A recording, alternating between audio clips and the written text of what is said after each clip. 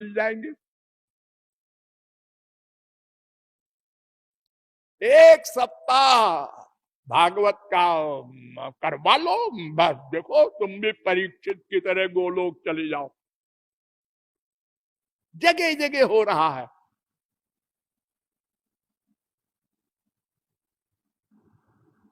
उनसे पूछो कि ये बताओ कि भागवत तो कहती है भक्त्या हमें कया ग्राह्य, मैं केवल भक्ति से ही मिलता हूं। एक कया लिखा है।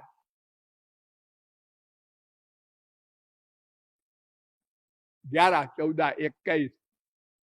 नमाम साधयत योगो न सांख्यम धर्म उद्धव। 11, 14, 20। हमको और कोई मार्ग नहीं पा सकता। और तुम कहते हो हम अक्षरों को, संस्कृत में वो भी है 18,000 श्लोक पंडित जी पढ़ रहे हैं और सुनने वाला ऊंघ रहा है, बेचारा संस्कृत जानते ही नहीं, वो क्या सुने भागवत। अरे बस तुम ऐसे ही बस बैठे रहो, हो गया। कितनी बड़ी अंधेर। और उसी भागवत के एंड में लिखा है तृणवन विपठन विचारण परो भक्त्या विमुच्ये नरा। भागवत को पढ़ो या सुनो, फिर विचारण परो, उसका मंथन करो अर्थ पर, फिर इसके बाद भक्त्या। अरे तुम्हारी क्या हैसियत है, भागवत लिखने वाले वेद व्यास को भी नारद जी ने कहा है ऐसे भागवत नहीं लिखना, पहले भक्ति करो, भगवान को देखो प्रत्यक्ष, फिर भागवत लिखो, अन्यथा तुम्हारी भागवत हम नहीं मानते कि सही है। तो अपश्यत पुरुषम पूर्वम, 1, 7, 4 भगवान का दर्शन किया भक्ति करके बद्री नारायण में जाकर, फिर भागवत लिखा। अरे कोई मजाक है भगवत प्राप्ति की? तुम 1 हफ्ते बैठे रहो, 2-4 घंटे बस पंडित जी सुनाते रहे और तुमको गोलोक मिल जाए। अच्छा, अगर तुम कहते हो नहीं जी हम कहते हैं ऐसा होगा, तो ये बताओ भागवत सुनने के बाद वो जो सुन रहा है कुछ परिवर्तन हुआ? उसकी कामनाएं, क्रोध, लोभ, मोह, ईर्ष्या, द्वेष चले गए?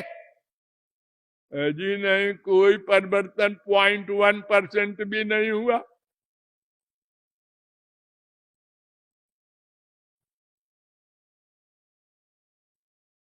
तो फिर क्या हुआ? फिर क्या रिएक्शन क्या हुआ?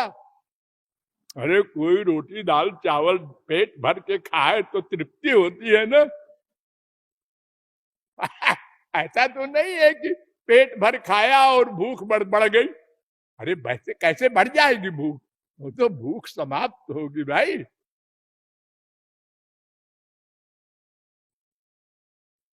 हमको उसका परिणाम मिलना चाहिए। माया निवृत्ति माने काम क्रोध लोभ मोह समाप्त हो जाए। अजी सुनो, वो भागवत में लिखा है कि कामम क्रोधम मदम मानम मत्सरम लोभमेव च। पढ़ लेना महात्म्य में, जो कथा सुने उसके लिए कानून लिखा है कि काम क्रोध लोभ अहंकार मोह सब को जो छोड़ दे वो सुने कथा। अरे रे रे रे, तू तो भगवत प्राप्ति कर दिया उसने पहले ही, जैसे माया चली गई जैसे। हाँ, सुखदेव की माया पहले चली गई थी, मां के पेट से निकलने के पहले। परीक्षित को माँ के पेट में ही भगवान के दर्शन हो गए थे।